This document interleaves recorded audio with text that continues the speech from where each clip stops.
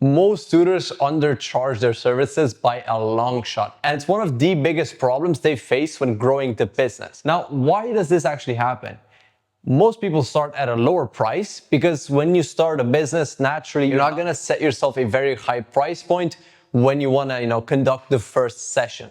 So naturally, most people's rationale is, let me charge slightly below market so that I can get students, get some experience in, and see what it's like, and then we can go from there, right? And to be fair, that makes sense, right? If you want to get students in just to get some experience, fine. But if you actually want to grow the business, we need to restructure the whole pricing. So you started off low, which is fine, but your low prices attract bad clients, especially if you advertise your low prices, right? Because who wants low prices? People that don't have a lot of money and only care about price. Meaning bad clients will get bad results. Typically, people that only care about price and don't care about anything else and always want the cheapest options aren't the most high quality people, because if they were high quality people, they would have a bit more money to spend and would actually care about results. And that naturally then spills over to their kids, which you tutor, which are your clients. And these kids have the same mentality as their parents, and they're both low quality. So bad clients, bad results. Now, because you get bad results, this kills your confidence. And because you're sitting on sales calls every single day, talking to parents who hear $200 for tutoring and go, oh, this is programming your subconscious that $200 for tutoring, even if it's for like 8 hours, is a lot of money. But no, you're just speaking to someone who's completely broke. This ultimately leads you to be afraid of charging more, which just creates a never-ending doom circle. So why is low pricing so bad? Well, let's say you're charging $20 an hour, right? 20 per hour. So let's say you work 60 hours a week. So this equals to 1,200, and then times 4 is gonna be 4,800. And you're already working 60 hours a week. Now, mind you, the 60 hours here is just conducting the tutoring sessions. This is not counting time you spend on ads. This is not counting time you spend working on the business, thinking about new strategies on how to get more students and grow the business. This is not you even preparing for the sessions, which you and I both know there's a lot of preparation that goes into this more often than not. And the biggest problem, when you have 60 hours of $20 an hour tutoring and there's no structure to it, you need at least 40 students. You deal with 40 different people each week to make that $1,200. So on top of the 60 hours, we can easily count another 20 hours of just scheduling the sessions. Because if you don't have a structured program, you need to talk to 40 different individual people and make sure they have time and will actually show up to the session. And then obviously, if you get no-shows, people won't pay you, because why should they pay you if they weren't there? You can probably relate. Now, let's imagine this. Instead of $20 an hour, you do $2,000 up front. Now, here, you need 3 students to make $6,000 a month. Instead of 40 people here, you need 3 people, and you just made $6,000 a month. So in this video, I'm going to show you exactly how to structure this $2,000 offer so that people not only want to buy it, but it becomes easier to sell than this $20 an hour offer. Now, you obviously can't just raise your prices from $20 to $2,000 upfront and expect people to pay that happily. After all, if it was that easy, you would have already done it. So there's a couple of things that we need to get right in order for this to actually work, right? So first of all, the $2,000 is going to get you a 12-week program, right? So $2,000, 12 weeks. Okay? Now, usually we notice with our clients that for this 12-week program, you want to have at least 1 to 2 hours of tutoring. So 1/2 hours per week, right? So that means 12 to 24 hours of total tutoring. If it's 12 hours, you're charging almost $200 an hour. And if it's 24 hours, you're charging around like what, almost $80 an hour, roughly. You can't just raise your prices from 20 to 80, and just because it's in a package, people want to pay that much. No, we're not trying to bundle lessons together. What we want to establish is a program. So the way we present this is we don't even mention how many hours it is. We don't necessarily even mention how many weeks it is. What we mention is what they want to hear. So what do people want to hear when they buy tutoring? First of all, if you just wait and think for a second, why on earth would somebody buy tutoring? They want to get a better score. They want to get a better score on the exam that they are afraid of. Generally, this is business 101, by the way. People pay you for the problems you can solve them. And the bigger the problem, the bigger the paycheck. Okay? So what problem can you as a tutor solve? Well, there's a lot of stress, there's a lot of anxiety that goes into an exam, right? Kids are stressed. I mean, kids are kids, so they're going to be even more anxious and stressed. And then parents are also worrying about their kids' future, right? So there's a lot of anxiety and stress around this. And there's also big consequences, right? If we take college entrance exams, right? So for example, SAT, like AP exams are also really good. A-levels, GCSEs, even like 11 plus, like any sort of exam. So these types of exams are very, very consequential for the child's future, right? And people understand this and they are willing to pay a lot of money. If you think about it, tuition is going to be a lot of money. Colleges, especially in the United States, are extremely expensive. And universities as well in the UK, very expensive as well. There's a lot of money associated with these exams. So all you need to do is position yourself correctly and you can get a large portion of that money, aka $2,000 up front for your tutoring package. So instead of talking about 12 weeks, about like how it's 1 or 2 hours per week, what you talk about is the result you're going to get then. So now you're gonna have to use your brain for this again. Sorry to break it to you.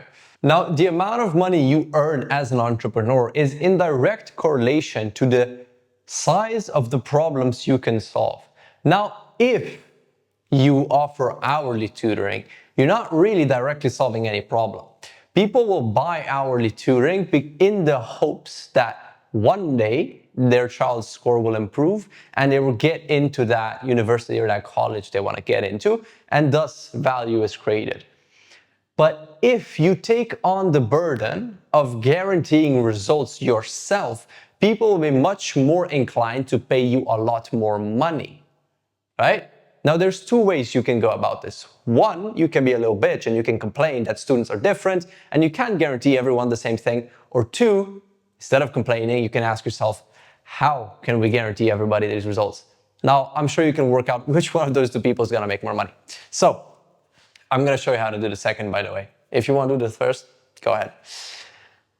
So we're still going to do a 12-week program, and so we're still going to do 1 to 2 hours of tutoring. Now, what you're going to do is you're going to reverse engineer what it takes to get, let's say, an A/A star on the A levels, for example, right? Now, for the Americans watching this, this is very similar to the SAT. It's an entrance exam, and an A/A star is the best you can get, right?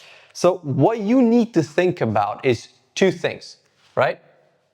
Thing number one, what do the students need to do in order to get this score? And thing number two, what do the students need to be / what kind of prerequisites do they need to have for them to get this score, okay? Now, if we start with thing number two, you can tell them that they need to have a certain score already or a certain grade in a certain subject already, right? So before the A levels, right? So before the A levels, there's something called GCSEs. GCSEs, right? Again, you don't need to know the specifics, but basically the GCSEs come first. After the GCSEs are the A levels, right? So now what you can do knowing this is you can tell them that they need to have a certain score on the GCSEs to be able to qualify for that A or A star guarantee on the A levels. Let me say this again. You can tell them that a condition to qualify for this guarantee is that they need to have a certain score here, right? So GCSEs, let's say they have an 8 or a 9 on GCSE to be able to qualify for this. Okay? And you would write that as the first condition. Another condition that you can have is that they already have a certain score in a certain subject, right? So for example, math, English, or whatever is going to be applicable to you. And if we go back to the first thing, here what you want to list out is all the actions they need to take in order to get to that A or A star.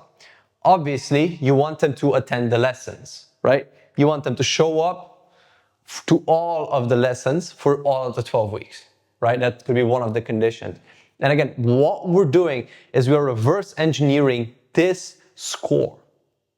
So to skip ahead a little bit and give you a clearer picture, if you know anything about the GCSEs, I'll also give an SAT example. So let's say someone comes in, they had an 8 on GCSE, and to qualify for the A/A star on A levels, you also tell them that the conditions are attend all of the 24 sessions within the 12 weeks, do all of the homework we give you, do all of the assignments we give you as well. What this allows you to do is it allows you to predict with roughly 95% accuracy how many people will actually get the score as long as they qualify for the guarantee. So you've essentially made it risk-free. All you had to do is a little bit of thinking and a little bit of planning and map out the exact, again, prerequisites somebody needs to have, what score do they need to have before they come on, maybe even what type of person do they need to be when they enroll into the program, and what they need to do so that they make that jump. If you're doing SAT, for example, for Americans, let's say you can tell them that to qualify for a 1500, they need to have at least a 1300, and they still need to show up to all of the 12 weeks, all of the 2 hours for, all of the 12 weeks again, do all of the homework you send them, do all of the assignments, ask questions when they don't understand anything. Again, you need to take some time here and reverse engineer all of the actions they need to take and all of the prerequisites they need to come into the program with for you to make it unreasonable for them not to get the score they want. And it is really that simple. Now, if somebody comes in and they did not get an 8 or 9 on GCSE, or they did not get a 1300 on the SAT, and you still want to guarantee them something, well, you just guarantee them a score increase, right? So if someone came in, they're on an 1100 on the SAT, you can guarantee them a 12 or a 1300. Now, people understand they're not going to go from an 1100 to a 1500 within 1 month, right? They're not that stupid, generally speaking. And they also understand that a 1300 is still much better than an 1100. So instead of promising them a 1500, for that specific case, you just promise them a 1300. Now, the best part of all of this that we just went over today is that it is literally risk-free, right? What I mean by this is that you can keep all of your current clients on the exact same pricing structure until you get so many new clients on the new pricing structure that you no longer even want to work with your old clients. Now, if you still want to upsell your old clients, right, and you want to keep some of them, you simply let them know of the new structure, give them some sort of bonus, let them know that, hey, we've been on this new structure for about 3 months now, but we do want to get you in on some sort of legacy program because you've been our client for a long time now, and we want to give you a special discount, and then you keep them on the old pricing for a whole month without any extra charges, and then just let them know after that month that they need to get into the new one. But again, you can test everything that I talked about in this video today risk-free by simply presenting the new pricing to new people who come in, keeping the old people on the old price, and that's pretty much it. Now, if you want the full price transition letter on how to transition your existing clients into the new pricing offer and make more money from them, just message me on Instagram and I'll send it over completely for free.